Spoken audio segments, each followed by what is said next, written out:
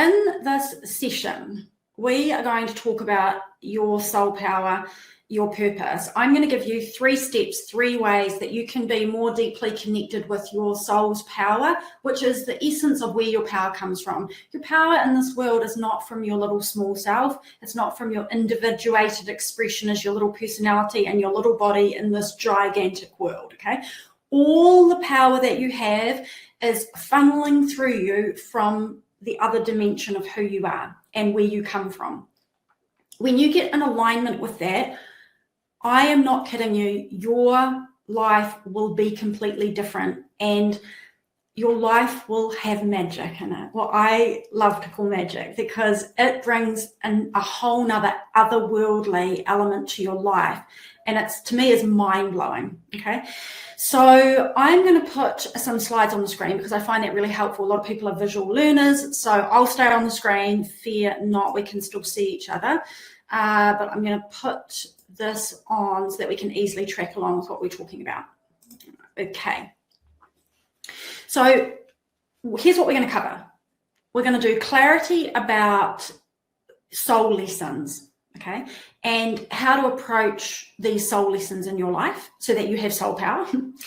And note to you and note to self, soul lessons are part of your purpose. So a lot of people think, oh, my soul purpose is my job that I'm meant to be doing or whatever. It is that, but it's way more than that, okay? It's like your soul's purpose and its plan for being here is multi-layered, okay? And so soul lessons are one part of that. The second thing we're going to cover is clarity about your soul purpose, which is what people technically refer to or think of as soul purpose, which is more like, what is my contribution? What are my gifts? What are my talents? What am I meant to be doing with my time to live my purpose, as in making a contribution into the world?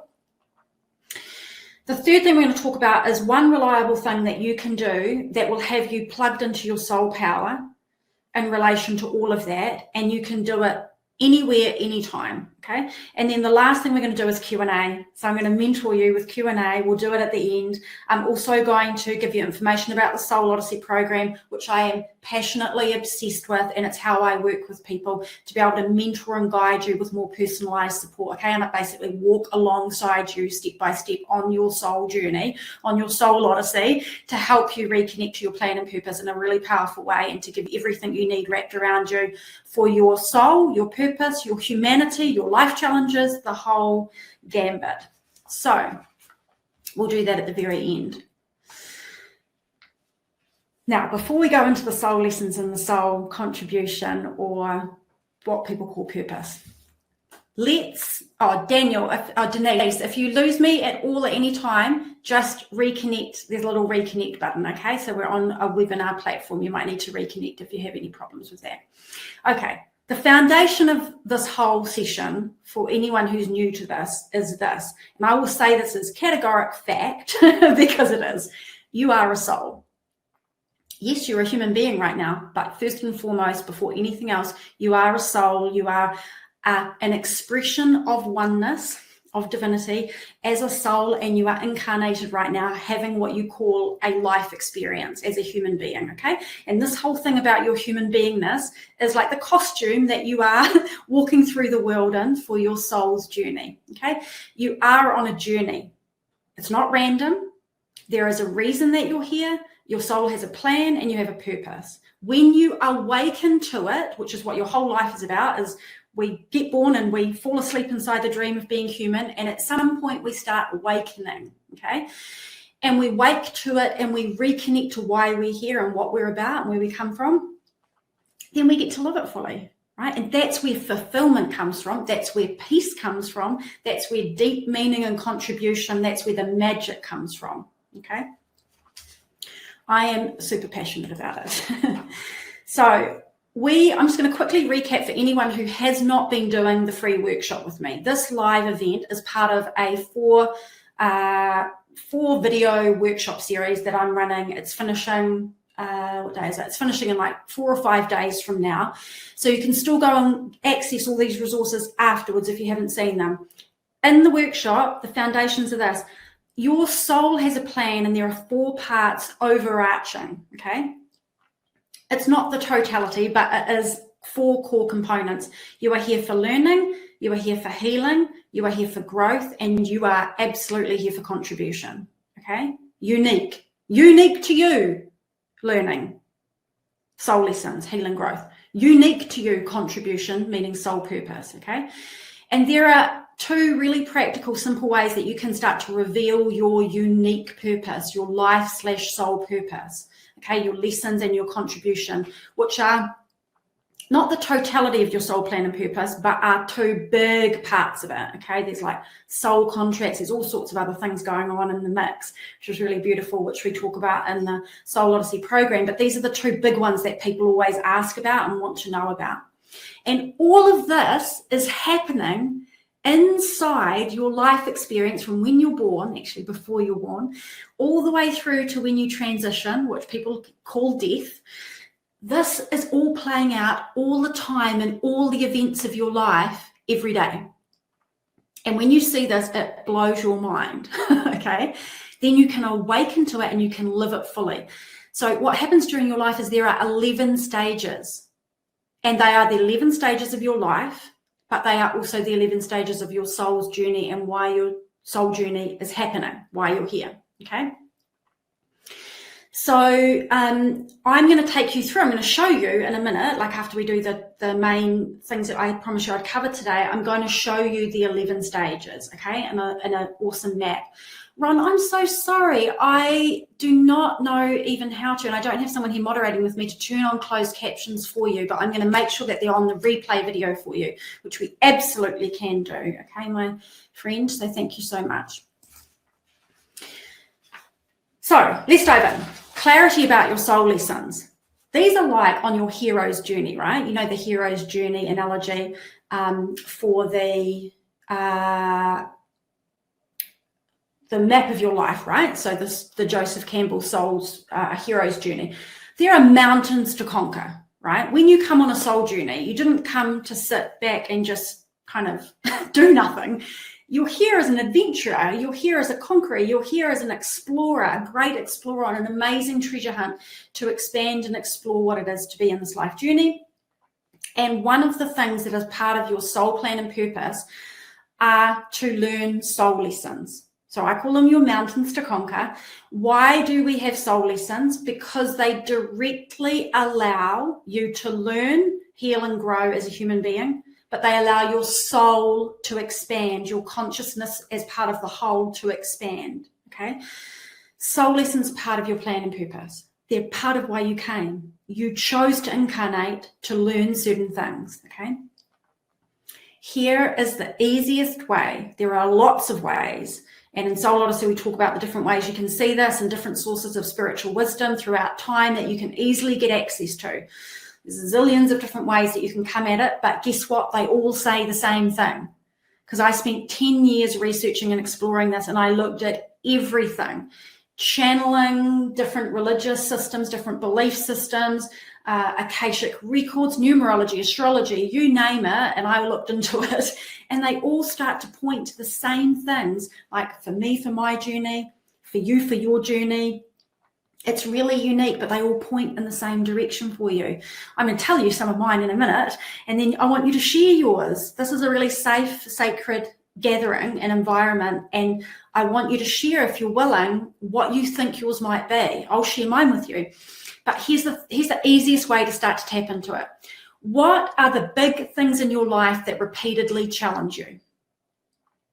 Because hardly is it by mistake, okay? Hardly is it by mistake. You are not challenged by something like a boomerang that keeps coming back again and again and again, knocking you on the head, showing up either the same way or through different areas of your life and different costumes, but the same underlying issue. It's not random. It's not by mistake. Okay. What are the big things in your life that repeatedly challenge you? So I would love you to share, right? And because I'm about to share with you, you are not here to suffer and struggle with these things, and you are not a victim of them, and they are not wrong, okay? The sole vantage point is this. You are not here to suffer or struggle, right? That's so important to understand. So don't exert any energy or any effort being upset about the repeated challenge, because I know I've done that, and you knock your head against the brick wall. You came here to triumph with these things. You came for learning, healing, and growth. You came to conquer the patterns, okay? Thank you so much, Annette, that you're able to comment there to share with Ron that I have replied, but obviously with his hearing impairment, I will absolutely make sure that the closed captions are on the replay for him. Thank you, team here in the community looking after Ron, by making that comment for him. The invitation is, there's nothing wrong with you or your life, but to know that these are keys, okay? They're keys. That's what that says behind my screen there. It's not wrong. These are keys to your incredible soul journey, okay? My repeated challenges are these. Issues with authority. I do not like it. Did not like it since I was 5 years old, probably younger. Not teachers, not police, not government, not authority figures, nothing. Like, not about it. Either petrified of them or rebelling against them and swinging between the two extremes. That has been the mountain of my life I've had to conquer, okay?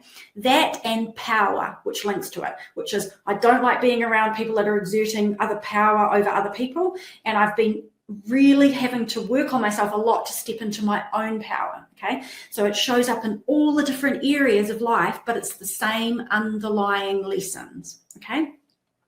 For some people, it might be trust, right? So it's like not trusting themselves, not trusting their intuition, but equally, maybe not trusting other people or not trusting life or not trusting the universe.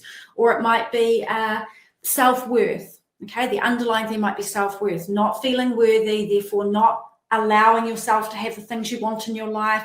And because you're not worthy, you might not express yourself. And so then there are issues around self-expression. There might be issues around boundaries because you don't feel like you're worth having, you know, self-boundaries and self-protection.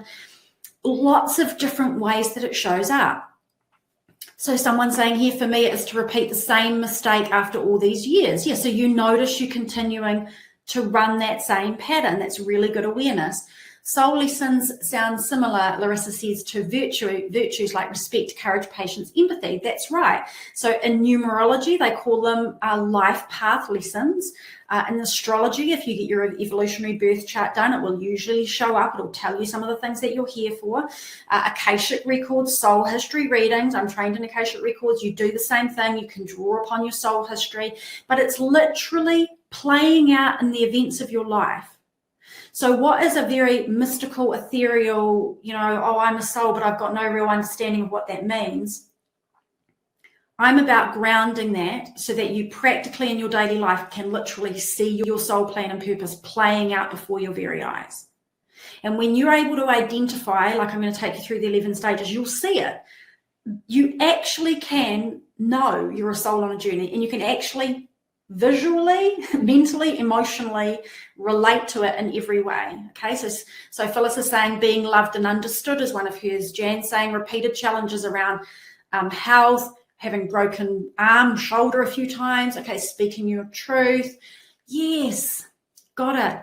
Using your voice, your religion conditions most people to relinquish power, so therefore you lose your sovereignty, right? And some of the beautiful things that are the opportunities, right? The incredible opportunities, the invitation for you around that is you can be in your faith and you can honor and have reverence for your source and higher power, God, creator, universe, divinity, whatever language you use, and be sovereign and have your power at the same time, because you are not in an egoic state thinking I'm all powerful. You are in your power because you know where your power comes from, that your power comes from the soul you are and the source from which you stem. So an awakened person on a spiritual journey, for example, who is conquering their mountain, for that example, would be someone who says, I am all powerful because I'm a child of God, divinity, the universe, and that's where my power comes from. And that is not egoic, right? So we down-regulate the ego on the soul journey so we can be a channel for the loving wisdom of our soul and source, so we can live out our plan and purpose. And side note, when you do that, you are a vessel for love, for the highest energy vibration of the universe, of creation, to flow through you, and that is love. Okay? Someone else is saying self-doubt, letting other people convince me I'm wrong, right? self-doubt, trusting yourself, knowing yourself.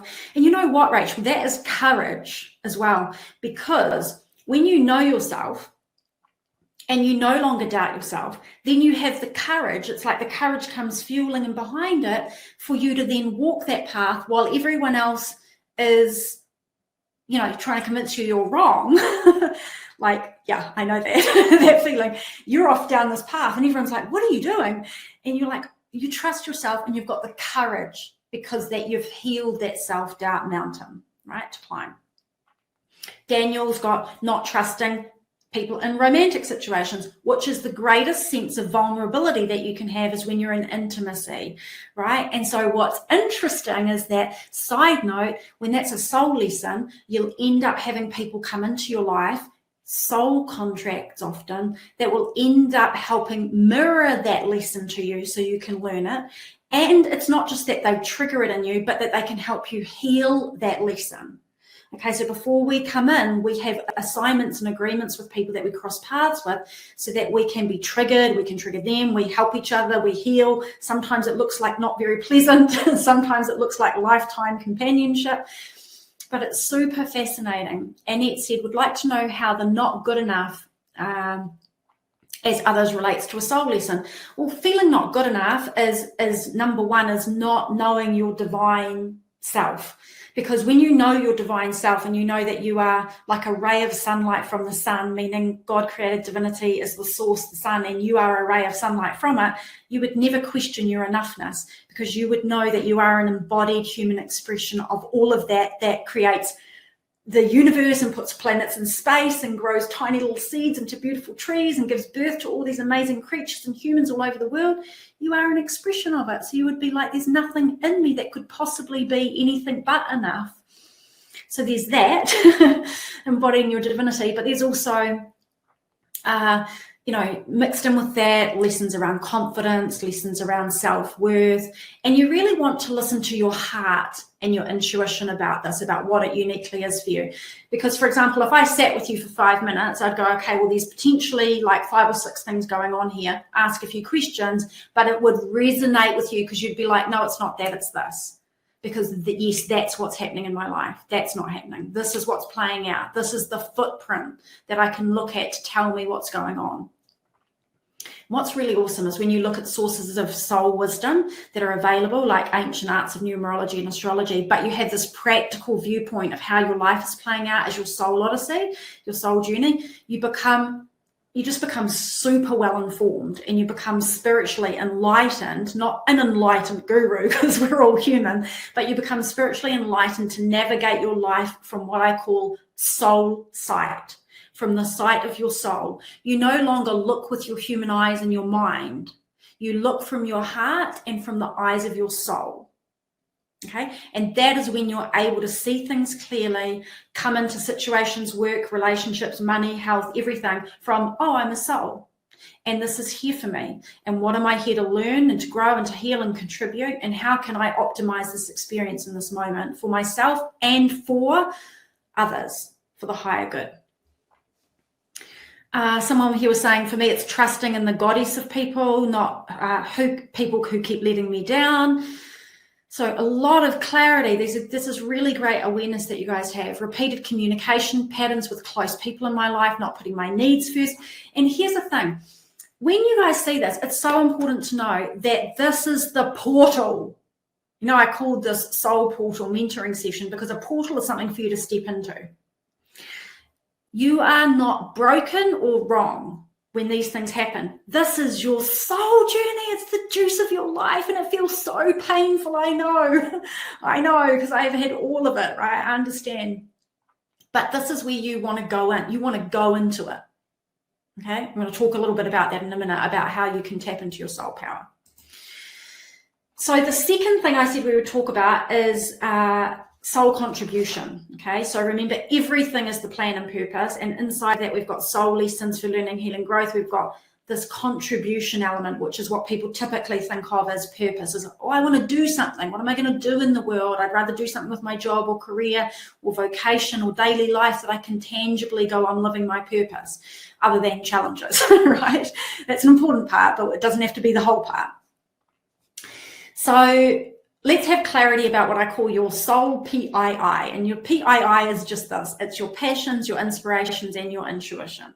Okay. And if you've been in my community for a while, you'll know I talk a lot about this. Those three things are not of your mind, and they're not of your human self, and they're not things that you choose. They choose you. They are otherworldly. They emerge out of you like they're seeded inside of you. When you come into the world, they're seated inside of you, and they awaken and they grow as you unfold in your life. So when you're young, you have passions, and then new passions emerge as you age through the stages of your life for your soul journey. Okay, things prompt and unfold and reveal them to you. You have inspirations which are divine. They're otherworldly. They pop into your awareness. You don't come up with them with your mind. And then there is your intuition. Right? The gut, the heart centers, guiding you through life, not this. Okay? The mind is great, and we use it as a tool, but this is not from where you live your life. And we're going to talk about that in a minute as well. So with contribution, what you want to know is this. Most people completely miss the point of their contribution because they think it's some grand mission that they're meant to go on. And it's all the amazing little things, and it can be your passions, your hobbies, your interests, your curiosities, the things that make you joyful, the things that make you laugh, the ideas that you have, all pieced together like a daisy chain to make this beautiful, purposeful life. And the power is this: when those three things converge, you're passionate about something, you have inspired ideas about it, and your intuition keeps bugging you to do something about it, that is a very good sign that you are on track with your soul's purpose in terms of contribution. And P.S., when you move in that direction, it is highly likely to trigger up your fears, to highly likely to trigger up your uneasiness and uncertainty, because it will put you outside your comfort zone, because you will have to walk out in your hero's journey, your soul's journey, on your adventure to create something that you haven't done before, to do things you haven't done before, to go deeper in these areas. And guess what will happen? It will likely trigger up your soul lessons to trust yourself, to trust other people, to be willing to be vulnerable and authentic, to express yourself, to deal with your power or the power of other people. It's like amazing. It's so mind-blowing. And so here's the other thing. For some people, they're little things that all piece together. But for other people, they're big things. And neither is right or wrong or better or worse. It's your soul plan, and it's perfect. So for some people, bringing up a family and raising the next generation on our planet is their massive contribution. It's their passion. They have inspirations about it. They're intuitively driven all the time for what their children need. For other people, they're making art, they're dancing, they're singing, they're making beauty in the world for other people. For some people, they're doing some kind of business which creates innovation in the economy or the banking system or technology, or making amazing gadgets and different things that help people in their lives. It's all contribution, all of it. Or being a doctor, or a lawyer, or a teacher, or being a person who spreads love every day through being an awakened soul. Someone who holds the energy as a conscious, aware, enlightened being. That's contribution. And before you start thinking, I've got to figure out what my contribution is, and I need to make my contribution, and I need to get hurried up with this contribution business because it's like I'm getting older, you have already made a contribution, and you probably didn't even try. And the contribution is you being you, showing up without ego and without your mind noise getting in the way, and just being your shining, beautiful self. Because that is what divinity, creator, universe, God, I use all the words to embrace all of you with all of your cultures, Allah, whatever your language is, spiritual energy field, the matrix, divine source, all of it. Because all beliefs and faiths and religions and viewpoints are to be honored when they bring love into the world, okay? And they bring love into your heart, and they make you open to your journey, right? And we all are from one source. We all are connected by the same source. So you are a contribution just by being alive, being here. When you were born, the world was lit up by your tiny, beautiful baby self being here. And people are like, well, that's not enough and that's not good enough. And I want to have, and I get it. You want to have like, as an adult, I want to know what I'm doing in the world because I want to feel on track and I want to be producing something, right? Society makes you want to produce things that you can tangibly see you're living your purpose. But you just want to remember that you uniquely have this. This is not like generic. Like you have passions, inspirations and intuition, interests and curiosities, and they're very unique to you. And don't get caught up also thinking that it has to be something you're going to do for your job and it'll pay you money. It absolutely can, but it doesn't have to be. And you don't not live your soul, passions, inspiration, intuition as your contribution because you're waiting for something else to happen so that you can eventually do it full time and you're not going to do anything until then. Okay, so I would love for you to share what are yours. Okay, mine are, I am obsessed from 5 a.m. in the morning until midnight every single day with the soul journey. I'm obsessed. Okay, like I wake in the middle of the night about it. I get divine inspirations in the middle of the night about it. I've got like a whole spiritual team that work with me about it. I'm completely devoted to and fascinated by the otherworldly dimensions, all the realities, our purpose for being here, everything. And I have a deep, unwavering, never-ending sense of protection for other people as they walk their soul journey, to wrap them up and to help them go through it. And I've been in that energy for quite some time. So I've taken all of that and I've made it into my life in terms of what I do for work as well. But there's lots of people doing that with their passions that aren't doing it that way. So there are lots of ways to walk in this world, okay? But the keys, while you share with me, I really want to hear what yours are. And they don't have to be things that you think are some big thing. It's all the little things, right? The soul vantage point for this part of your soul plan and purpose is you are seated with these things. They're not by mistake. They are yours to grow. You don't get seated with something to ignore it. You are to grow these into a blossom in your life. And the invitation is this. Don't ignore them. Don't deny them. Don't play them down like they're nothing. And don't put off your soul purpose because your life is not forever. Your life is not forever. Okay, today is the birthday of my sister who died when she was 25. She would have been 58 today. A short life, a beautiful life, but your life is not forever. And I am very well aware of that. I lost my beautiful loved one, my fur baby, who I adore. Some of you might know that my fur baby was the center of my life, and he passed 3 weeks ago. And I've lost baby nephew at 6 months old, lots of people in my life. Your life is not forever. Your life is so precious.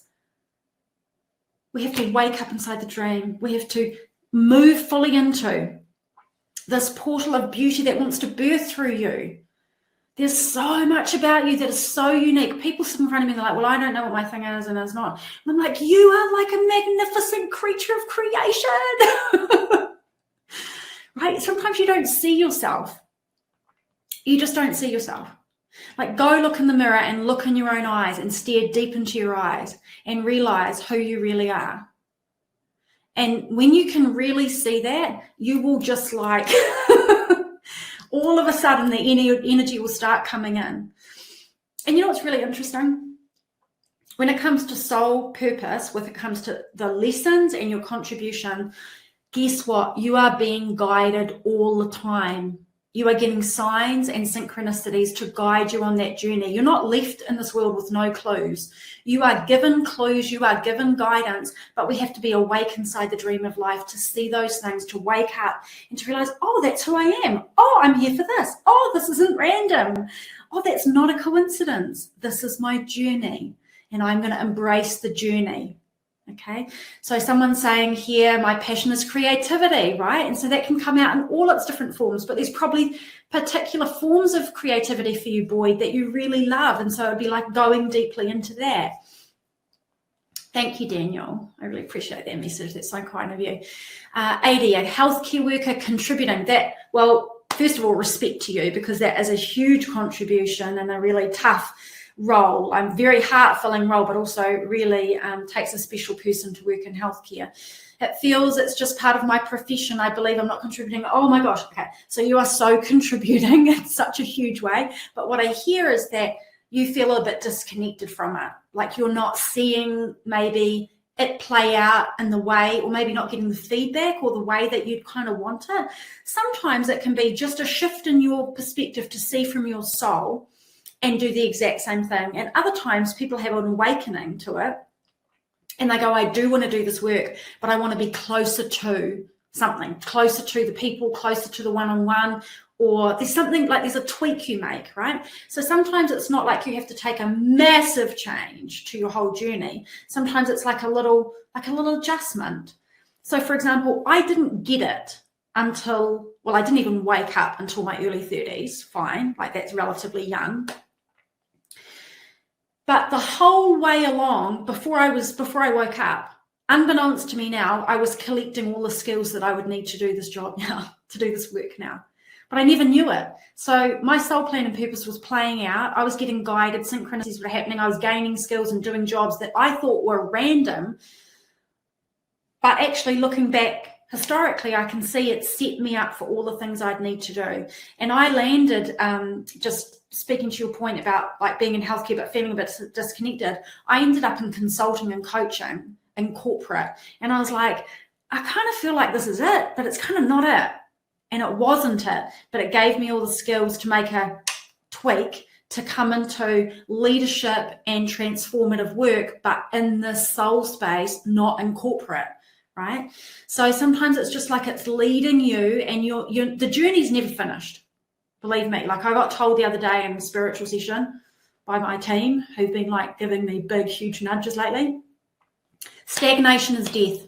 Stagnation in your life, if you are not iterating and you are not expanding and you are not evolving and you're not interacting with your life and you're just standing still, it's like the death of the spark inside of you. And your life starts to slow down and it's like, oh, nothing's happening. It's because you are constantly designed to evolve. And that doesn't mean changing everything all the time, but it means being in an evolutionary state in your mind and your emotions and your interactions with life and in your contribution and like being in motion. Have you ever noticed that life doesn't stop moving? The seasons are turning, life coming, ebbing, flowing, toing, froing, birth and death, rebirth. You know, the cycles of nature, everything is evolutionary. So if we just stand still and lock down and go inside and don't do anything, we're going against the nature of who we really are. Thank you, Rita. Health and relationships, beautiful, Phyllis. Okay, a lot of people have been severely abused and it takes a toll on people. Also living in a hostile environment doesn't help. Totally. Massive part of the whole soul journey is to be able to heal from those situations. And you know what's really interesting is that I know some people who have come through trauma and healed it, and the way that they are so deeply like authentic, and there's a vulnerability about them because they know what it is to be deeply human, that makes them so powerful in this world, to be with other people and to be light bearers and to be loving. Even though it's like, you know that saying, is it Rumi, where like where the wound is where you're broken open is where the light enters. And it's often true that people that are then able to be like really authentic and without ego and really in their soul journey and in their work, sometimes it's through the greatest challenges that those things come through. And those things are super painful, right? And our world is riddled with those things. And so it's really about honoring with reverence the healing process. And the healing process is all part of our learning, healing, and growth, is how we take a challenge and we actually not honor the challenge. It's not like we have to embrace the challenge, but it's honoring the process of being able to stand in our power on the other side of it, right? Daniel, my passion is equally parts law and advocacy, standing up for people. I love that. And art and creativity in all its forms. So here's the thing. That's really interesting. Someone said to me the other day, well, I've got a passion for this and I've got a passion for that. But like, how do I do, you know, which path do I choose? And I was like, why do you have to choose? Like maybe you do your law and advocacy and that's your business. And maybe you do your arts and creativity and that's some passion project.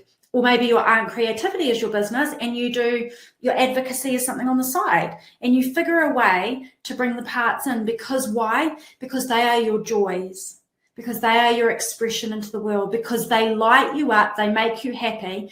And what does the world need more of? lit up people in the loving energy, in the state of open expansion with their hearts open, making those contributions. And Larissa, so I hear you say, and I've had lots of people come to me with that, like, what am I passionate about? What am I passionate about? And it's like, when you feel like a bit, this sounds a bit blunt, but I'm going to say it. When you feel a bit dead inside, because I felt dead inside for a long time. Like, I was like, my heart just feels like a void.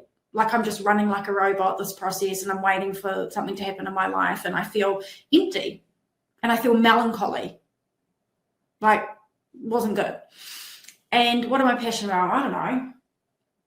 But if you ask me, like, what brings me joy, what makes me laugh, what makes me smile, when am I at my happiest?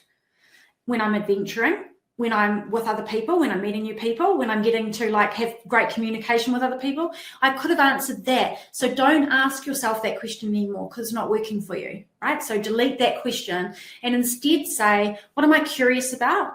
What have I been interested in my life at all from the day I was born until now? And just take it through your life. What are some things that, when I look at people in the world and they're like really inspiring to me, what kind of people are they? And what kinds of things are they doing?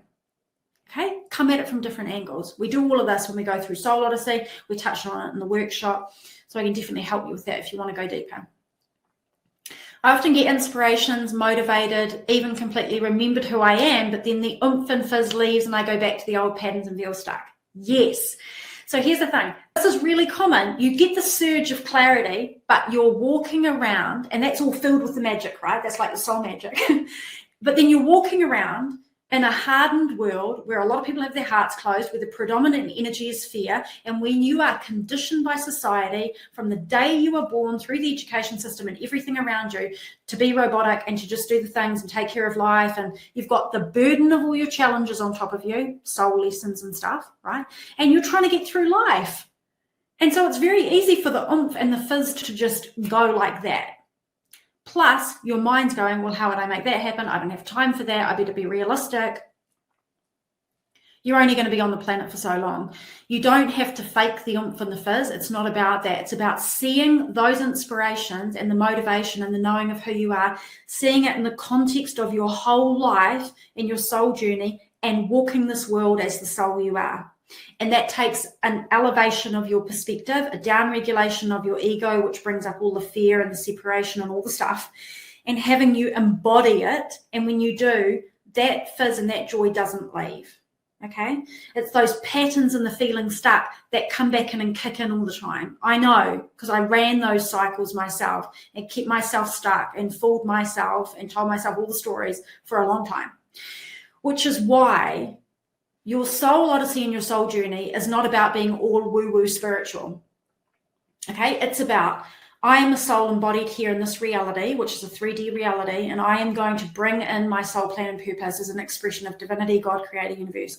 And I am in a human body, people, and I've got a mind. So I need to be able to navigate my mind, my humanity, my life circumstances, my money, my relationships, my communication, my work, my all of it. And I need the tools to be able to do that.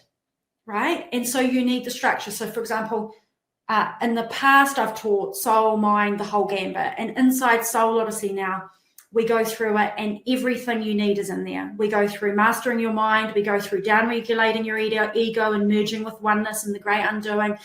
All the modules for helping you with like decision-making, goal setting, action planning, like the whole thing, so that you can actually be grounded.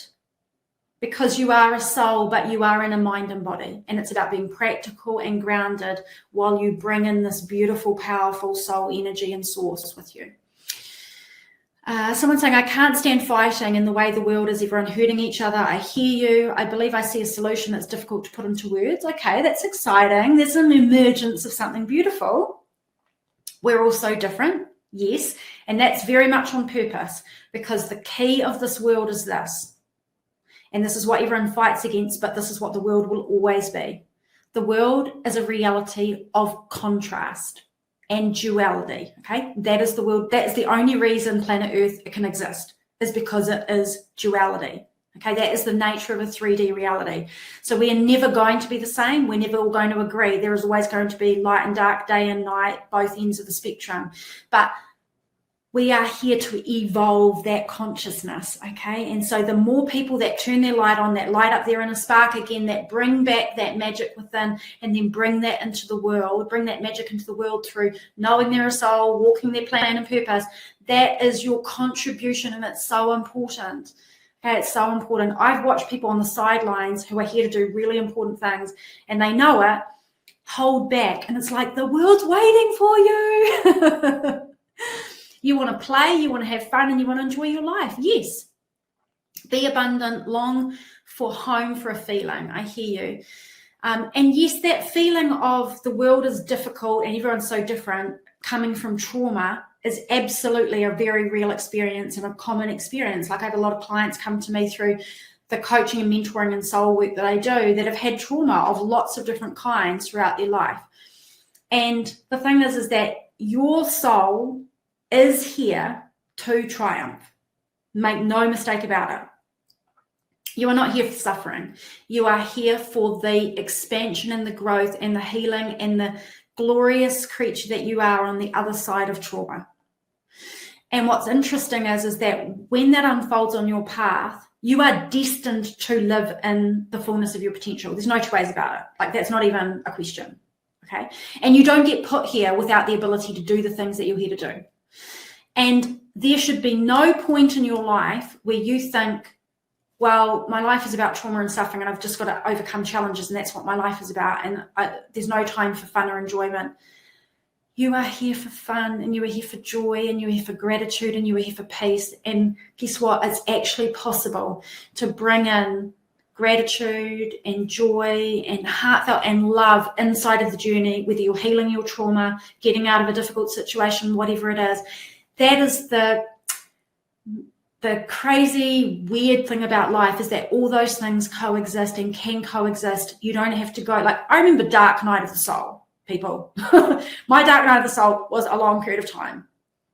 And I feel like I could have just lay under the duvet covers and cried for the entire time. But inside of that time, there was also like these sparks of like my inner spark of my soul going, get up. Like, you're loved, get up, and like little signs and synchronicities of magic trying to like pull me out of it. And so it's all there all the time. Everything in every dimension of every reality, all the different dimensions of reality, and all time, past, present, and future, is all happening now. All the potentiality for your life is here and now. There's nothing from the past, future. It's all now. It's like the present moment is the portal for you to birth the healing of the soul lessons, the learning, the growth, the contribution, all of the things. It doesn't matter where you stand on your journey right now.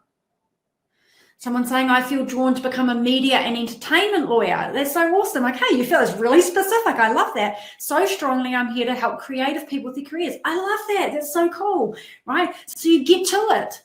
And some people say to me, well, I would get to it, but I don't have time and I don't have resources, and I hear all of it. And you will find a way, right? Dr. Reverend Michael Beckwith, where there is what is it? There's something, the quote is so good, I'm going to completely butcher it, but it's like, out of no way and nothing, a way will be made. Okay? The state of the world and nature upsets me, and I generally ignore it with guilt. Yes. Well, here's the thing, joy. Other people are walking around in the world joy, and they don't care about the state of the world and nature. It doesn't even occur to them. So it occurs to you because it's not by mistake. So you have a part of you that is seeded with care for humanity and care for Mother Nature. And there are tiny ways you can do that. Feeding the stray animals on the street that nobody cares about, like picking up some rubbish on the side of the street when you see it, like littering beautiful Mother Nature, volunteering at certain things, starting a business, doing it for your job, like doing a blog about it online. There's a million ways that you can honor healing of the world and nature that will bring you joy and light you up, and probably will put you directly in touch with a whole lot of soul contract people that love it too, and you'll have new friendships, and you won't have guilt because you're living the thing that you know you want to contribute to, right? So powerful. So, tapping into these things is really important, and we want to know that we don't want to be putting it off. We want to shine, right? Life is short. We want to go for it. So here's the thing with tapping into your soul power and living your soul plan and purpose. You are here to develop mastery. What does it take to overcome soul lessons? Confidence, boundaries, trust, power, self-expression, creativity, you name it, acceptance, allowing, whatever it is. It requires you to figure it out. It requires you to understand yourself. It requires you to go, oh, what is my pattern? What triggers my pattern? Why does that run? What is life trying to get me to learn? Who would I have to be to overcome that? What tools would I need to be able to do that? Let me put it into practice. What is another word for that? Mastery. It's you becoming masterful as the hero on your journey to say, this stuff is not by mistake. I'm not going to resist it anymore. I'm going to embrace it and I'm going to take myself on this journey, right? When it comes to soul contribution, like, what does it take for you to do the things in the world that you want to do? You have to figure it out. You have to learn some skills, because very rarely do we have all the skills, right, to do the things. You have to be in connection with other people. You have to go outside your comfort zone. You have to learn new things. What's another word for that? Mastery, right? And here's the beautiful thing. When you walk around in the world and you're all about yourself, like me, myself, and I, whatever about everybody else, and you're all about your ego will fool you and it'll trick you and it'll keep you in a loop all the time, because the ego has one agenda, and the agenda is this: seek but do not find. Okay? Seek but do not find. That's your ego's agenda. Your ego, why? Because your ego is your individuated separate self. I'm separate from everybody and I'm important. And everybody's different, and I'm going to put my defenses up, and I need to protect myself, and that is my agenda. And I'm going to seek but never find. Because if I find the truth that I am one with everything of all of creation, and I am God embodied in the body, and I am the universe and divinity expressed into form, then my ego dies. My small self disappears, and I become this expansive being. So if you walk around in service of your small self, which is your separate self, and in service of your ego, you end up in a loop.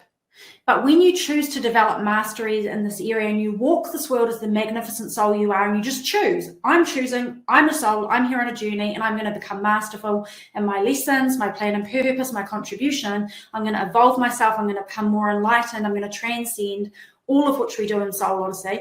Then that is in service of something bigger than your small self and your ego.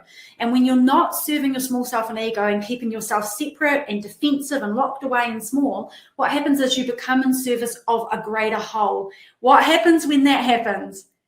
All of creation wants to give life to creation. So you then have all the energy of life itself, divinity, God, the universe, channeling through you, because you are open as a channel for that love, because you are not closed down in the small self and the ego. You have realized you are not a small self and you are not separate. You're connected to everyone and everything. And when you realize that, that's the magic, because that's like, oh, I'm getting signs and synchronicities. These people crossing my path is not by mistake, because everything is connected.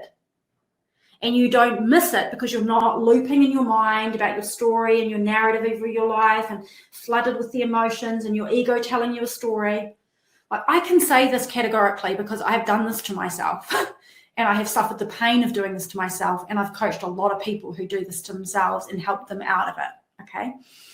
So when you get in alignment with your soul plan and purpose, you connect to it and you start to line yourself up with it, which doesn't have to be big change in your life. It can be, but sometimes for some people, it's just an awakening to it and a going deeper from where they already are, and their awakened journey is going deeper. You are then the essence of love in the world, which is the only vibration that really works in this world. It's the highest vibration, and that is the synchronization of your small self with that which is giving life to you. And that's where magic flows in your life, is because there's a saying in A Course in Miracles, which I studied for about 8 years, and it's this: why would you flap your tiny sparrow wings when the power of a mighty eagle has been given to you? Which means, why are we doing this with our tiny little individuated self? Bernadette, you don't understand. I have to figure this out on my own. Bernadette, you don't understand. I don't know how to come up with the ideas. Bernadette, you don't understand. I'm really afraid. Bernadette, you don't understand. I don't have the time or resources. Bernadette, you don't understand. I don't have anybody in my life that will help me. You are not alone. You are not your small mind. You are not a powerless being. You are not helpless. You are source made manifest in a body. And when you know how to get out of your own way, it can channel through you and come in. And I mean literally channel through you and come in. great artists, great musicians, great creators, great speakers. Everything is coming from somewhere else. It is not coming from their mind. It is coming from being an open channel for that to come through. It will come through you when you're gardening. It'll come through you when you're doing beautiful homekeeping and raising your children. It'll come through when you're being an amazing lawyer for creators. It will come through you in your own journey when you allow it, but you have to get out of your own way, which is why the soul journey is not just about, oh, I'm just going to go live a spiritual journey. You have to heal your mind, heal the separation, down-regulate your ego, all the things that are amazing and expansive and uplifting and will help you live that journey. And the reason I'm so freaking passionate about it is because I have walked the journey for a very long time. And it took me a good solid 10 years to figure it all out, to map it, to do it for myself, to finally break through to the level where I am now, and to now help people do that for themselves. Okay, it's like beautiful. So let me just read these messages here so that I can catch up. Last year I had as my worldview that life is about creativity and having an adventure. That's awesome, Boyd. Fun. I put that as my motto in my journal every day. And then you got sick and had a year of recovery. Right. So this year I'm putting the new motto, put action in being creative. I love it. And you also want to know, I'm really holistic when we look at your life, right? So if you're working with me, I look at your life and I say, okay, well, that's really interesting. I wonder what 2022 was for you in terms of your numerological cycle, because there are 9-year cycles in numerology. And if each year in the cycle has an energy, like a wave, and if you try and swim against the wave, it's really hard work. So you can have all these intentions, but if the wave of energy is going in a different direction and you don't understand it, life looks confusing.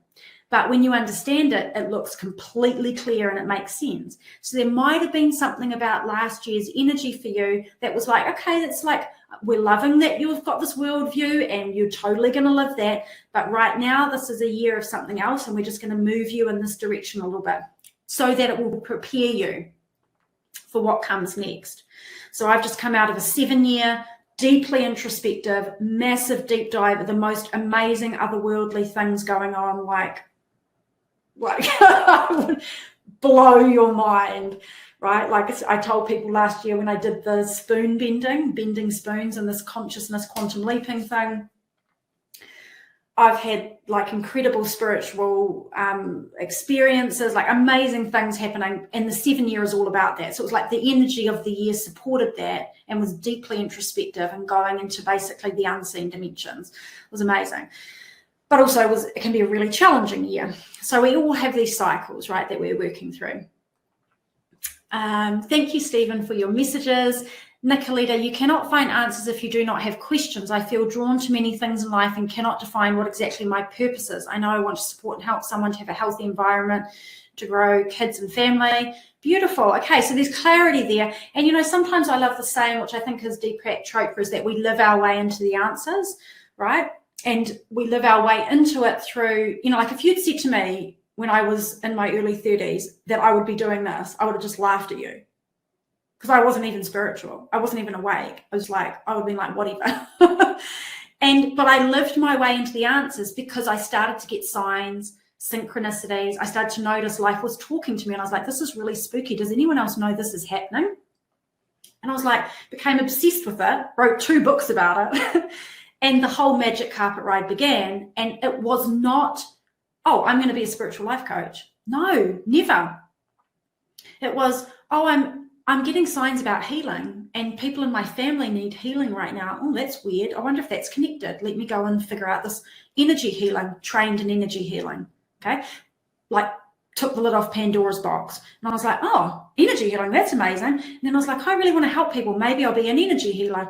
And then, oh no, I'm not going to do that. I'm going to do this. And then it evolved and then it became this international platform to now be spiritual coaching. But I can look back and see it was pieced together. The point is this. It's not about me. The point is this. That is happening for you. It's happening for everyone. But if we could look back at the end of our life, we'd be like, oh my gosh, look at this amazing jigsaw puzzle that came together.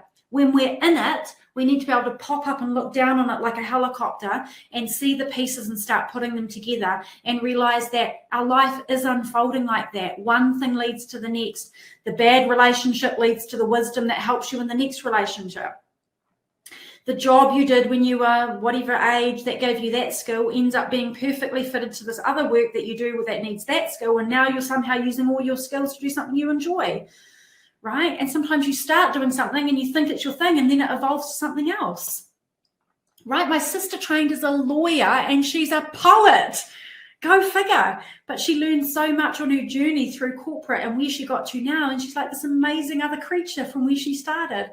So it's not like a linear thing. Your actual purpose unfolds and reveals as you live yourself into the answers, and divine guidance from God, divinity, universe creator is constantly beckoning you forth on that journey. Okay? It's really, really beautiful. Someone saying, I had a brilliant husband, musician, gifted, talented, got stuck in the ego and destroyed with abusive alcoholism. Yeah, I totally hear you. And you know what? We all struggle with our demons. You know, the whole hero's journey, you face your foes, you have to slay the dragon, you do all these things. And sometimes it is like it takes you into the darkest night of your soul. And here's what I'll say about it. If someone's heart is beating, their soul journey is not finished. I don't care how far they've gone. I don't care if they're locked in a jail cell for doing the most horrendous things. Your heart is beating, your soul journey is still happening. And even when it looks like you've destroyed yourself, I mean, sometimes people have passed. If people have passed, that soul journey in this lifetime is finished. But that's not the whole story of your soul either. Your soul is not one journey. It's not one life. It's like this amazing, greater thing far beyond this reality that we're living in. So I believe experience is the greatest teacher of all. A lot of synchronicities right now in my past to getting into it. That's so cool. I love that. It's beautiful. And number 36 and 3 has a vibration and 6 has a vibration. So go check out what those vibrations mean. That's cool. Joy, the energy cycles you mentioned are not something I considered as cycles influencing my life, but it makes sense. Yeah, it definitely does. Like I look back and I can look at all the years and I'm like, oh, yep, that happened. Like I read what the year I'm in right now and the month I'm in right now. And I was like, damn, that's so accurate. It's crazy. It's amazing. Okay. So let us move forward. So that's what you're going to do. You're going to ask yourself, how am I going to develop mastery in these areas and how am I going to equip myself to walk in your daily life being in new levels of mastery with these things, okay? Seeing everything that's happening in your life as your soul journey, going through all the different stages and cycles of your life and being masterful in these areas. Because the challenge is this. Most people are navigating from here. Okay, and I love the mind, and I'm not denying the power of the mind, because your mind is like, your mind has an ability to focus. And when you focus your mind, you have the ability to shift your reality, because your mind, when focused, can shift energy. Okay, we are living in an energy reality. Everything is energy. You are energy. Science has proven it. Literally everything is energy. Okay. And the way you can use your consciousness to shift energy, proven in quantum physics, is through the focused power of your mind, okay? So your mind is very important. And you can use your mind as a tool beyond focusing your consciousness to manifest and shift reality, bending spoons, as an example, going to other dimensions. When you use your mind to do those things, that's great, but you also use your mind to plan, set goals, implement, be practical, make choices about how you're going to navigate your life, okay? But here's the thing. While you need to clean up your mind and you absolutely need to address loveless beliefs that are against your soul, like beliefs I'm not good enough, I'm not worthy, I'm not deserving, I'm not supported, I'm not safe, I don't belong, all the things, right? So inside Soul Odyssey, we have a whole section as an accelerator on like cleaning up your mind to make you soul aligned, to get rid of loveless beliefs so that you are in the belief system that aligns you with soul and source. We need to understand that about our mind, but this is so important. This has come through loud and clear for me to bring, okay, to the world. This is not a mind-based reality. This is a heart-based reality. You want to have reverence for your heart like it is the center of the universe. The heart organ, the heart chakra, the heart and other people. Love and the energy that channels through you from your heart to other people, and from other people to other people, and all around in a big cycle, this is the way that this reality works.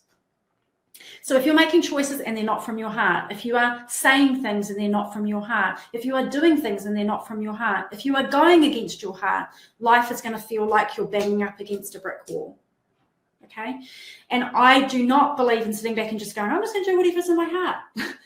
Like, yeah, do that. But also, you've got to be grounded and say, how am I going to make that tangible and practical in my reality? And the answer is, you're going to use the tool of your mind to implement it.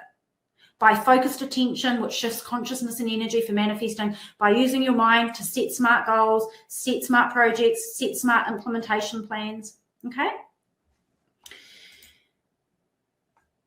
Here's what it looks like to be in mastery, okay? You have your heart open for truth. And here's something really interesting. Truth will come where it is welcomed without fear.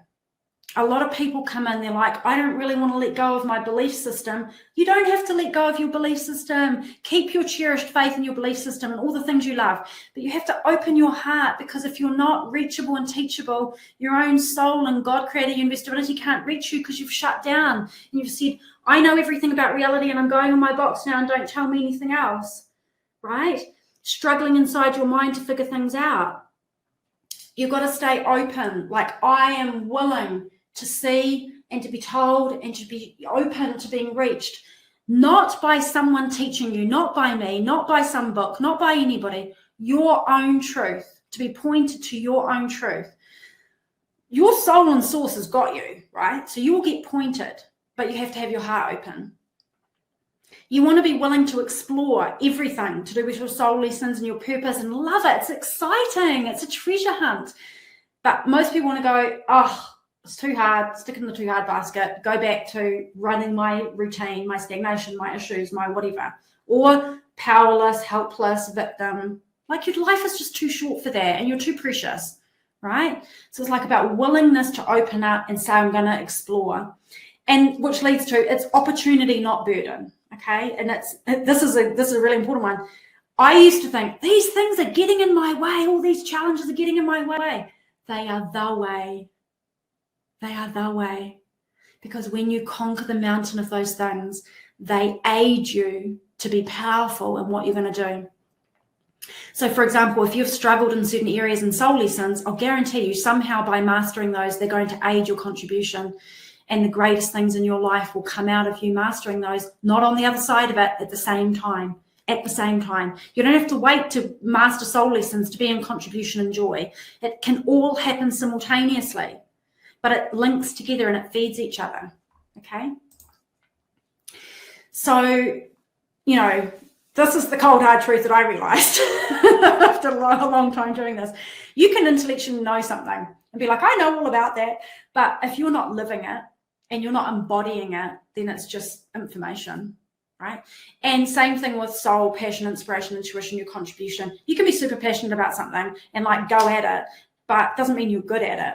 And that's where mastery comes in. Like, I've been doing what I do in this business for 12 years now, and I've been really useless at some parts of it for quite a while. And now, like, I'm really in the zone of mastery, and it's like joyous. But you've got to commit to it. Like, you've got to want to do it. And the thing is, it's not a difficult thing. It's exciting. It's like if you look at it with glasses that say, ugh, that's difficult, instead of, oh, this is magical, and it's a great, like, adventure. Everything shifts when you shift into that space of living it, right? So the missing part is this. We are mind, body, soul, but actually we're soul, mind, and body. And most of us grow up and society doesn't place any weight or importance on the fact you're a soul. No one's there telling you when you're born, when you're a toddler, when you're in school, when you're getting an education, starting your job. Oh, by the way, did you know you're a soul and it's the most important part of your life? So it's missing. And when it's missing, you're trying to navigate your life without the GPS of your soul. And it's difficult. That's just the bottom line of it. I feel a void. Oh no, I feel empty. I don't know why. loss, grief. Oh, it's horrendous, and I've got no context to put that into place of this magnificent thing where actually nothing ever dies and nothing ever ends, because we're in one big, beautiful, loving energy that far transcends this time and space, right? If you don't understand that, life can become both confusing and very painful. And I know what that feels like, okay? And on the other side of it, it doesn't have to be like that. And also, it's a treasure hunt. Signs and synchronicities and clues and working yourself out and working out what your life is about. That's why I call Soul Odyssey is about making sense of your life and reconnecting to your soul plan and purpose. Because when you see your life as the soul journey it is, you'll just be like, oh, totally, I can totally see why my life has played out this way and what's coming and what I want to do about that now that I'm awakened with it, right? So, it's so beautiful. I'm just going to check if there is any questions in here. Then I'm going to talk to you about Soul Odyssey program, which is open now. It's closing for enrollments on Wednesday, and I know some people are interested in that, so I'm going to talk a little bit about that, and then we're going to do Q&A. Sometimes I feel drawn to certain people's energy. My chest can feel heavy at times or tight. Yeah, it's your intuition. And basically you're picking up on other people's energy, right? So some people are very energy sensitive, and you can walk in a room and you can feel someone else's feelings. And so you will immediately feel melancholy and you won't know why you feel melancholy. Or you'll feel tight and restrictive around certain people, and you might not even have to look at their face and they might not even say anything, but you're just sensitive to energy. And that's actually a gift. But if it's not mastered, then it feels like a burden, right? It feels like a burden. And that's the same with all of us, right? Like I have certain gifts, and when I didn't know how to channel them, it was overwhelming because it made me feel very sensitive and very melancholy earlier in my life. And now that I've found my plan and purpose, now it feels extremely like a gift and a expansion. Okay. Yeah, Daniel, difference between intellectual and heart knowledge. Exactly. Okay, so Soul Odyssey is a program, but it is a live interactive group coaching environment and community. Okay, so yes, Hilary, there's going to be a replay of this for sure. I'll get that out tomorrow. So in the program, what I do is I mentor you and I take you from A to Z and I walk alongside you. Okay, and it is the 11 chapters of your soul journey from before you're born right the way through to transition, how to reconnect to your soul plan and purpose, how to live it fully, how to master with both soul lessons and contribution, how to elevate yourself, ego down regulation, healing your mind of loveless beliefs, transcendence, the whole lot. It's all put into one beautiful framework as a live group coaching and interactive community that will support you. The cool thing about it is that it's self-paced, so you don't have to fit someone else's model of how you need to do this. You do it in your way, in your time, so that you can honor your own learning style, your own pace, your life situation. Some people are busy with kids and jobs. Other people have got all the time in the world. So you get to move through it with me at your own pace. But inside our beautiful members area, we've got a live interactive community. So we have monthly group coaching calls, which actually will be on full video. So we'll all be on video. So I can see you and we can talk to each other. And we do those once a month for Q&A. And then we've got an awesome discussion forum and activity area where we can all connect in. You can be in there every day with me if you want. You can be in there once a week. You can be in as often as you want.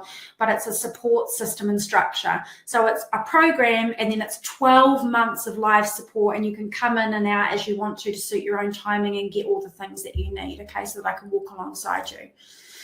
So here is the actual structure of the 11 stages of the life journey, your soul journey. For those of you that haven't yet done the Know Your Soul workshop, which you can go and do afterwards, this is the 11 stages, okay? And so what we have is we've got from chapter 1 all the way through in a spiral shape, which is symbolic, because a spiral is a symbolic of going within and then taking the wisdom and coming back out. You've got pre-birth planning, your soul plan and purpose before you've even arrived. Then you've got arriving into the world, arrival and separation. Something happens when you arrive in this world. You fall asleep inside the dream of being human. You completely forget you're a soul. And something else really important happens. You experience what's called the great separation, which is you are soul and source. You are the love of God and divinity in the universe made manifest in human form. And all of a sudden, you're in a body and a reality that shows you that you're a separate being. And the separation is like almost like a ripping, a separation at the level of the mind, the spirit, the body, everything. And your life is also about healing that separation and coming back into alignment with the oneness that you are. Okay. The other thing, chapter 3, that happens is that you immediately start getting conditioned. Your mind becomes conditioned. And we talk about that in depth, because if you don't heal your mind to bring yourself into alignment with soul, then you're trying to live your soul plan and purpose, and you're hitting up against, I'm not good enough. You know, I'm not worthy. Other people judge me. People can't be trusted. The world is a dangerous place. All the things. Opportunities aren't available to me. You know, good things never last. All the beliefs that you could imagine that get layered on you. And guess what? None of them belong to you. None of them. They are experiences that you had that your little self tried to make sense of. They're your parents' beliefs, your grandparents' beliefs, your great-grandparents' beliefs, your school teachers' beliefs, the government's beliefs, and we just go like a little sponge. And your job is to heal your mind of loveless beliefs and come back into alignment. And then we talk about challenges on your soul journey and how those link to soul lessons, and how to deal with the challenges in your life as the powerful soul that you are, so that you will never come into a challenge again, ever the same way. You will come in as this powerful embodied being, and you will know how to deal with the challenges in your life from a totally different transcendent perspective. And all of this links with the events of your life and your soul plan and your purpose. Because guess what, stepping back to chapter 3, guess what you deal with when you have mind conditioning? Chances are your mindset will get conditioned in a way that directly triggers your soul lessons, because that's how fascinating your soul plan is. If you're going to come forth, how are you going to learn your lessons? You need a prompter. You need something in life outside of you or within your own mindset conditioning that will make that soul lesson show up for you. It's like mind-blowing. Chapter 5, we talk about the call, which is like the call to adventure. It's wake-up calls, it's spiritual awakening, it's life situations that get dumped on you that kind of wake you up to that you need change in your life, to try to prompt you to go in the direction of your soul plan and purpose. Very natural, can't be avoided, very healthy transition points in your life where you get to make choices, how to deal with those. A favorite of mine, reconnection and rebirth, the dying away of old parts of yourself, old identities and systems within you that don't work, the shadow coming into a rebirth as a soul person that you really are here to be, reconnecting to your sense of connection with source, God, creator, divinity to new levels. Even if you've got a faith and religious system or your own spiritual system, it's about going to another level. So for example, I've had 2 marked periods in my life where I woke up and was reborn, and that it's happened twice, but it's happened like one big bump in earlier in my journey, and then another big bump at another level. So we're never done. We're always going to another level. And then creating and conscious living, which is manifesting and co-creating with source and the excitement of bringing forth what you want to bring with all these amazing soul power that you have. And chapter 8, we talk about contributing, which is like this incredible, way that you can be the contribution. You can be the thing that you want to be in the world that makes you lit up inside. As kids, we had a spark in us, exuberance, like a sense of magic. Oh, there's like magic in the world, make believe, imagination, joy, the smallest things that would just spark our light inside of us. And it was right there. And then either quickly or over time, it gets dimmed. And it's like the light goes out, because as adults, we get burdened with all the things of the 3D reality and the challenges and all the stuff. And then we're walking around in the world and we're trying to figure out why we don't feel good and why we don't feel purposeful. It's about rekindling and like reviving that spark inside, that heartbeat of your beautiful soul, which is always there. But in your human self, you have to awaken to it, and then you have to bring it out of yourself. Okay. And when you do that and you step into something that is like, yes, I can create and live consciously and do all these fun things, but I want to do it at this higher level of like really soulful contribution. That is when it's like super fulfilling. It's like you can die happy because you're just like, this is so awesome. And then chapter 9 is transcendence, which is about going beyond ego. It's about going beyond the drama and chaos of the world. It's being in a more transcendent state of peace and grace. Chapter 10, because we have to talk about it, because your soul journey is not complete without the topic of death. Because most people spend their whole life unconsciously, subconsciously, fearing their own guaranteed mortality and death. And if you have a subconscious belief that has you in avoidance of life because you're afraid of death, you'll miss your entire life. And your life is so precious. And so being able to make peace with the fact that death is not the end, and that there is no actual death, there is only the physical non-existence of the body, and you are not a body, and you are not a mind, you are free, you are the soul that you were created to be, then you no longer will fear your death, and you will no longer fear the death of other people, and it will transform your experience of life. And that is where you will more fully live your life, knowing what's coming instead of fearing what's coming subconsciously. So we talk about this in order to set you free in your life, and for you to be able to deal with loss and grief in your life, which is painful, doesn't matter which way you look at it. But I'll tell you what, I've grieved asleep and I've grieved enlightened, and they're two totally different experiences. And I'm not saying I'm enlightened, but I'm saying when you wake up and you know what's really going on and that death is not really the end, you've either seen it, heard it, or your heart resonates with it when you've learned about it, you don't grieve in the same way. You grieve with gratitude. You grieve with knowingness that what is no longer in physical body is always with you and is literally right here and is probably sending you signs. And you just come at your life from a different perspective, okay? And then the center of this spiral for the Soul Odyssey, chapter 11, is the invitation, which is the invitation from source to you and from your own soul to you. So we talk about that, and that's what is really the call of your entire life, to live your soul plan and purpose. So that's a bit of an overview about what's in the Soul Odyssey 11 chapters. Before we do Q&A, I'm going to turn off the slides and come in and do live Q&A with you. For those that want to join, this new program is not the original program that I used to run, okay? So the 11 chapters you move through in your own time, self-paced, you get the whole program for your life, right? So we still have people in here from years ago, they're using it, refreshing it, revisiting it, doing Q&A with me. And also I've integrated 20 accelerator modules, which are the best of my courses and my teachings from the last decade of my work, to make sure that people have everything they need from the beginning of their life to the end of their life for their whole soul journey, for mind, ego down regulation, merging with oneness, merging with your soul, goals, energy healing, like the whole gambit, planning, implementation, practical, all the aspects. And to make sure that people are supported for implementation of that, I don't like things that are a one-hit wonder. You come out, you come and you get zazzed and you leave, and then you've got nothing to like carry you on the journey. So I will walk alongside you in it. You get 12 months live support. Okay, we do monthly live Zooms, which is going to be so fun because we're not going to do them as webinars anymore. We're going to do everybody on video on screen, so we can all see each other and I can get to know you. It's going to be so fun. We can build soulful friendships because we'll be into the same topics and the same things, which will be so fun, but all bringing out individual experiences and things. So we'll do Q&A. And the cool thing about that is because you're going to be at different places in the program, some people are already in there, like we've already got people that do the program and are in the community with me and have been from the past. You might be coming in with us, so you'll be starting at the beginning. That's awesome. But in the Q&A, there's not a topic. It's not like we're having a video call and you can only talk about one thing.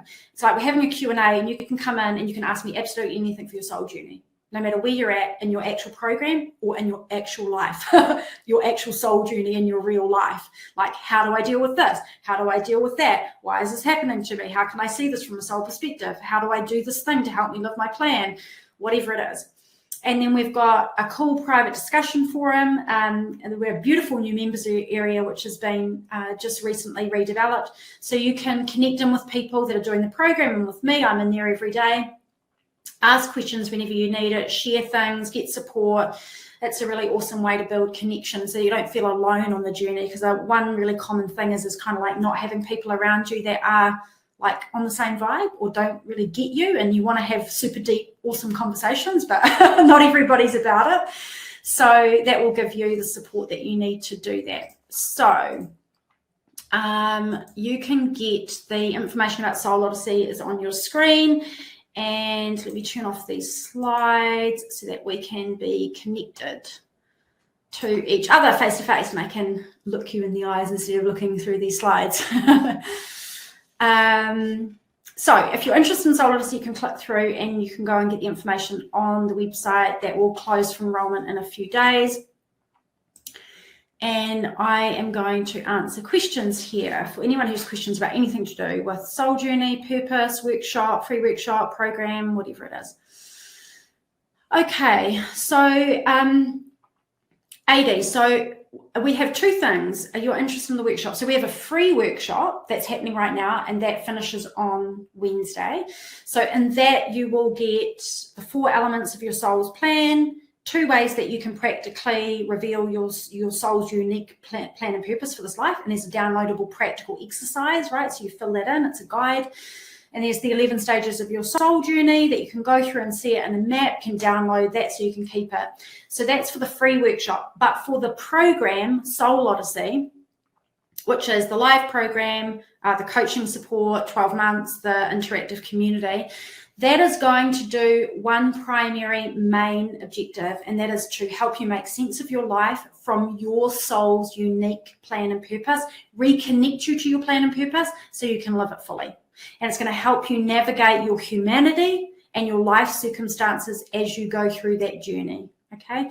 And so in that, it's really interesting. I've run this for 4 years, and I've had people come into that program who are quite advanced spiritually, like they're well down their spiritual journey. And they've come in out of curiosity, and they've gotten like one major big thing that just completely pivoted their journey, and like somehow it was the thing that they needed to complete a very beautiful picture that already existed. I've had other people come into that program who are like really at the very beginning, like not really in a spiritual path at all, but like sensing this curiosity to explore it, and have been able to come away with a framework that completely gives them like the helicopter view of their life, so they can then dive into whatever bits really interest them. Like, for example, some people come in and they're obsessed with the healing part, like the challenges, overcoming the challenges, mastering their mind, healing from past things, understanding the energy. Other people are like, I'm really about, like, I want the goals, I want to set my goals, I want to make my life soul aligned in terms of what I'm doing. So you will really take away from it whatever you uniquely need from where you're at, if that makes sense. I've been coaching for like 11, 12 years in one-on-one and in programs. This is the only thing I'm doing now, is this program and this live group support and this interactive community, because this is it. This is what I know the world needs, and this is what I know people need. And within it are all the modules and elements that cover, like, if you need support because you feel disconnected from source and God, divinity, universe, the great undoing will take you out of your separate self and put you right in direct alignment with it. If you're like lost in your mind and your mind is owning you, Master Your Mind in chapter 3 is going to help you heal all of that. So it depends where you're at, but I know this, and that's why I'm so confident about it and I love it, is that I know when someone comes in, they're not here randomly.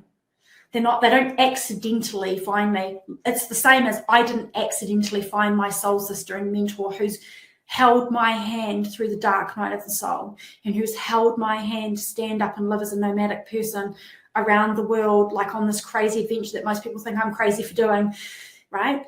I didn't randomly find you.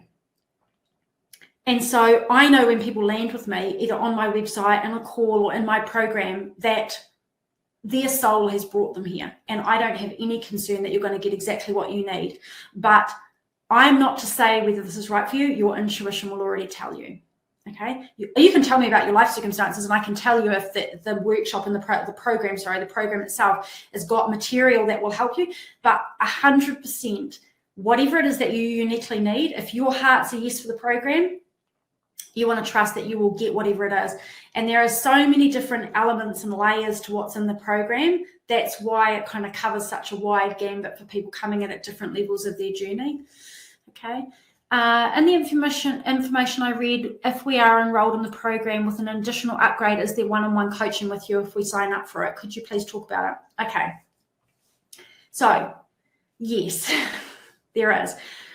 I haven't said a lot about it because there's only 5 spaces for it. And the thing is that I spent the first 2010 until 20, I spent the first 8 or 9 years of my soul work in this business doing one-on-one coaching, and then I closed it.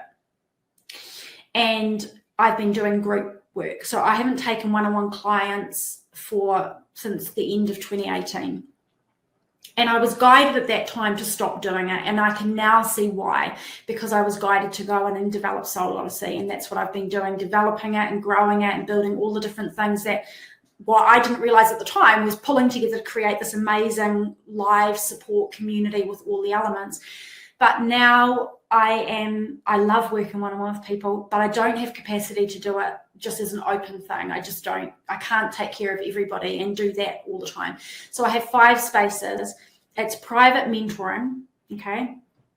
And it's only for people that are within Soul Odyssey, that are committed to either awakening or are awake on the path and want to live their hero's journey and want to live in the magic of life and are into all these things that we're talking about, okay? And so when you sign up for mentoring on the Soul Odyssey page, at the bottom, you'll see you can enroll in the program. There's different payment options, but underneath that, there is a private mentoring option. If you register for that, you get the program, you get all the live group support for 12 months in the community, and then what you get is monthly mentoring with me, okay? There's a 2-month minimum commitment, because if I work with someone, you don't get enough traction if you're going to do 1 month. So we do 2-month minimum, and you can either then stay monthly with me or you can finish after 2 months. Okay, so it's 2 months minimum, and there's a monthly fee as outlined on the information page. And inside a month, you can have up to 1 session privately with me on Zoom per week, or up to 4 per month, however you want to work it out. And you get unlimited private email support with me, where I will mentor you through wherever you're at in your life journey and whatever you need for expanding on your soul journey, connecting to your soul plan and purpose, understanding it, actioning it, living it fully, going deeper, any aspect of the soul journey A to Z. There's no thing I'm going to fit you into a box. It will be what you need, customized for you as we go through that, okay? I hope that helps. If you have any other questions, you can definitely let me know or reach out to me. I love Sadhguru's teachings. Yeah, I love Eckhart Tolle's teachings. I love Ram Dass's teachings. I love Sadhguru's teachings. I'm like kind of obsessed with all the goodness, right? And these beautiful other people doing amazing work in the world. I love Sue Morta's work. I love Dr. Margaret Paul's work. There's just so many that I love. Can you give an approximate time commitment to go through the program in a year, e.g. hours per week or per day or per week? Okay, Annette, yes, very good. So if you did this program at a loving pace, where you were like doing something every week, so like maybe you spent 4 hours like a week, maybe, 3-4 hours a week, you would be able to do this program with grace and gently and beautifully in a year. And you can race through it if you want to. And you can also take it over 3 or 4 years if you want to, because you've got lifetime access to all the main program chapters and all the accelerator modules. So you don't have to hurry. There's no running out. I hate the word deadline. I understand why we have to use it, because we have to have time frame certainly to do certain things, but it's like terrible, right? The deadline. So you can use it in whatever way works for you. The thing is that there's only one part of this program that I highly recommend that you do in a structured way, and that's, if you haven't done Master Your Mind with me before, it is the accelerator module inside the chapter 3, conditioning of your mind. And that is best done in a 6-week time frame. So it's taught inside the members area as 6 weeks. You can by all means take longer, but there's something about when you work with your mind that if you do it in a condensed period, your mind gets more rapid transformation. Okay, so it just tends to be a bit more effective. On this information page for Soul Odyssey, at the bottom in the FAQ, I've actually outlined exactly how many hours per chapter in Soul Odyssey, exactly how many hours per accelerator module, like broken down so you can see the specific details. Okay, but I went through it and mapped it out. If someone was going to do this and they wanted to come in with me and spend a whole year and do live support and be in community and have our calls every month and like take your time and move yourself through the chapters and modules and really love it and enjoy it without having to rush or race and also live your life, right? Because you've got a life and kids and all the stuff you have to do. Then it's a beautiful 12-month journey, which is why it has 12 months support with it, so that you don't have to worry about that running out before you're able to get through it. I wouldn't recommend you try and say like per day, like unless you don't have anything else going on, because that's kind of like quite an intense thing to have to think I've got to do something every day. I would more say like if I could dive into this like one night a week and do a little bit on the weekend, and sometimes I'm away and I don't do that, and that's fine.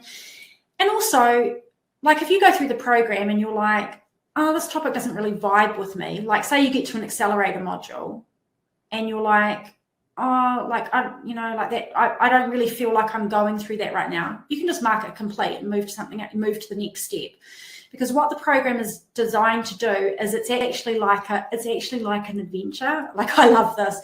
It's set up so you have to mark complete, and then the next step reveals itself to you. So then you can move. It's like you walk through the portal to the next step in the adventure.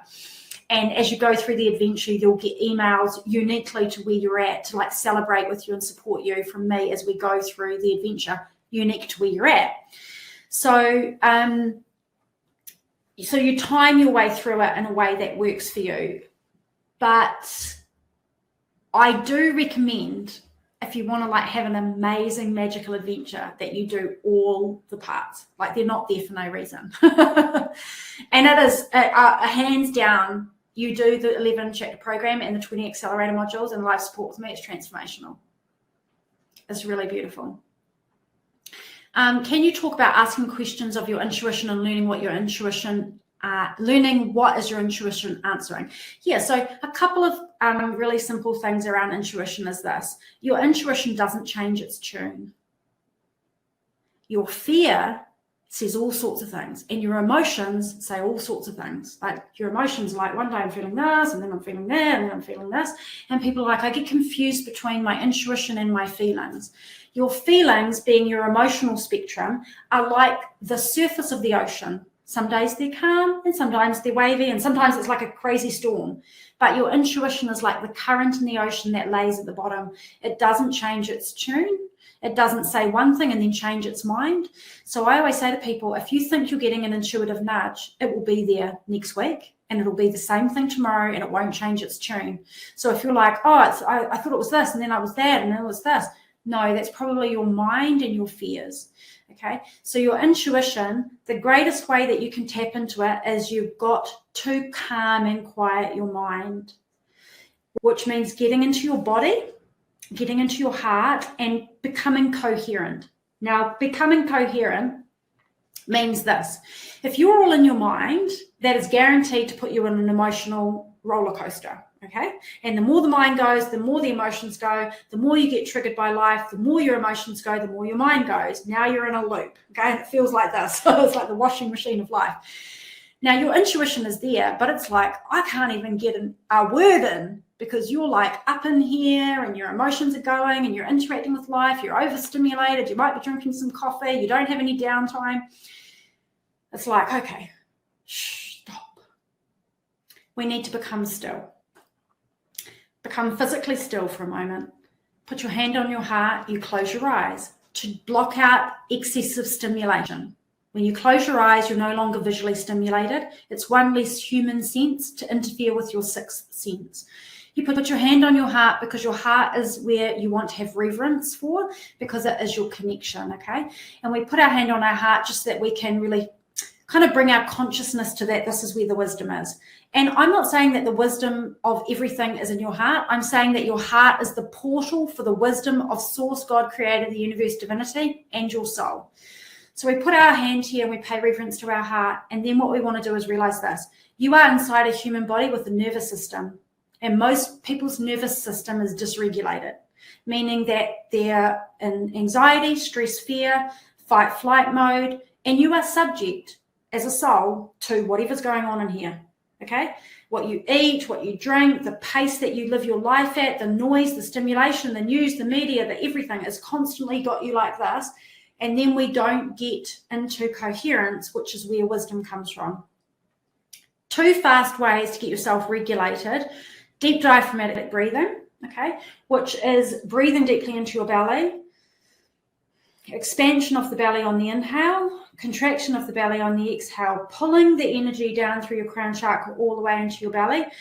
And we breathe like this rhythmically and consistently. And what it does is it calms your nervous system. It sends a signal to your brain that you're not in danger, that there's no need to fight or flee, because you're breathing in a way that tells you that you're safe. It starts to make your heart rate coherent, right? Your heart is a brain. The science says that your heart brain is a stronger power of electrical signals and wisdom than your own brain, right? So the breathing creates a balancing of your energy, a regulation of your coherence within, a calming of your nervous system, and that puts you in a state where you are attuned within to the inner wisdom and the intuition, so you will hear it within, okay? If your mind is going a million miles an hour, your emotions are all over the place, and your body is dysregulated, it's really hard to tap into intuition. Like when I quit coffee recently, my spirit guides were like, we're really glad that you did that. I know, I really love coffee, but I know. So that's one way. The other way that you can get really calm and regulate your system is using emotional freedom techniques, also known as tapping, which is very powerful for regulation of your energy, balancing of your energy, calming of your nervous system. For no other reason than to quiet the mind, calm it, calm the emotional system, so then you are centered and aligned, and that's when you can start to notice your intuitive knowingness. Because sometimes people say to me, I don't know what I want. I don't know why this is happening to me. I don't know what I want to do. And it's like, okay, what if you got really still and quiet and I ask you some questions? I'll guarantee you there's some things that you do know for sure. And if you will honor yourself by admitting that those things are true, you'll start to allow space for that intuition to become loud and clear. But there's another reason people don't listen to their intuition, because they're scared of what it's telling them. Like, you're going to have to leave this relationship because it's abusive and it's diminishing you. Or, you know what, this job is sucking your soul. Or, you know what, you need to go and forgive your parents. Or, you know what, you need to stop doing that thing that you're running as an addictive pattern because it's ruining your life. Or, you know what, it's time to do that amazing thing that you want to do for your business or your career, and it's so exciting, but you're so afraid to do it. Don't be afraid. Because it's courageous to listen to your intuition, because you know what, when you listen to your intuition, you have to do something with it. And that's why people just live in a box and run a pattern until they die, because the intuition says, iterate, innovate, change, grow, develop, learn, go outside your comfort zone. And it is not easy or convenient all the time to follow your soul calling and your soul plan and purpose. In fact, sometimes it's like, you know, seeing your shadow. Like, I've just gone through a massive transformative period. And it was like, oh my God, my ego has been fooling me on like all these counts. And oh my God, I've been like thinking that I was totally awakened in this area and I've totally been asleep. Oh my God. It's like, if you really tune in and you really get in alignment with your intuition and you really get in touch with your soul and source and the signs, it's not always easy, because you see the stuff that's holding you back. But you know what? It's always worth it. Because then you can live your life with more magic, with more alignment, with more joy, with more fulfillment. Yeah? So beautiful. Hilary, so master your mind and the great are doing are no longer separate. That's right. Yeah. So I have gone through a massive metamorphosis personally at the end of last year, and Spirit has made it completely and utterly clear to me in no uncertain terms of what I am doing, and my soul is what has been telling me what I'm doing. And so everything from the last decade of my work is now integrated into what is known as the Soul Odyssey live group coaching program and interactive community. And it is everything for your soul journey A to Z, and all the aspects of your humanity and all the practicalities of your life and your journey here in this world, from your mind and your emotions to your consciousness, to your energy, to your goals, to your action planning, everything. And that's how I'm going to be doing it from now on, because that is what I know gets people transformative results. And that's what I'm up for, is giving people the most powerful results that they possibly can. And I'm so lit up by working with people that are like about the spiritual path and like really excited about it and like interested and curious about it. And yeah, it's gonna be really cool. And so yes, people that have done things with me in the past, you still have all your stuff. Yeah, so you can log into the members area and you'll see under my resources, we've got a beautiful new members area. You'll see under, if you click on my resources, you'll see all your past programs and all your past resources. They're all there, but we have a whole other area in the members area, which is just for people that are in the new pathway. And that's the live interactive community, live monthly group coaching, the whole Soul Odyssey program with all the 20 accelerator modules integrated within them. Yeah, so that has been an epic class. Are there any other questions before we sign off for this session? It's been so fun to bring this to you. I'm really excited for those of you that are coming in to the Soul Odyssey journey with me. Such an adventure. I'm so looking forward to getting to know you and your life and what you're about and walking with you on this journey alongside you, which I love to do. Thank you, Daniel. It's been great having you here. I really appreciate your participation and your sharing. That was really open and generous of you. Perfect. Great food for the soul. You're very welcome. So if you have any questions, you can still reach me, okay? You can jump over into the Soul Odyssey program information page that's on your screen. There's a little chat box there. You can click that and send me any questions that you might have, and I can reply to you on email if I'm not online. I'm going to probably be online on that for the next hour or so, but otherwise I'll email you back. You can always reach me at contact@bernadettelogue.com. That's the help desk. That will come to me. I will personally reply to you on that email if you have any questions about the free workshop, about the program, about whether it's right for you. If you're looking for the free workshop and you haven't done it yet, make sure that you go to bernadettelogue.com. On the homepage, you'll see Soul Odyssey program. Enrollment's open, and then underneath that you'll see the Know Your Soul free workshop. There's like loads of powerful stuff in the free workshop, okay? And it's still going for like a few more days, so you can go over and get all the information about that, and you can dive in and enjoy it right now. Downloadable guides, videos, the whole goodness. And then the replay of this, if anyone wants to listen back, is going to be out tomorrow. I'll get that ready for you all. I'm so grateful for your presence here. Thank you for your time. I'm sending love from where I am in southern Spain at the moment, across the world to you, wherever you are. Much love from my soul to your soul, and I hope to see you in Soul Odyssey with me really soon. Thanks, everybody.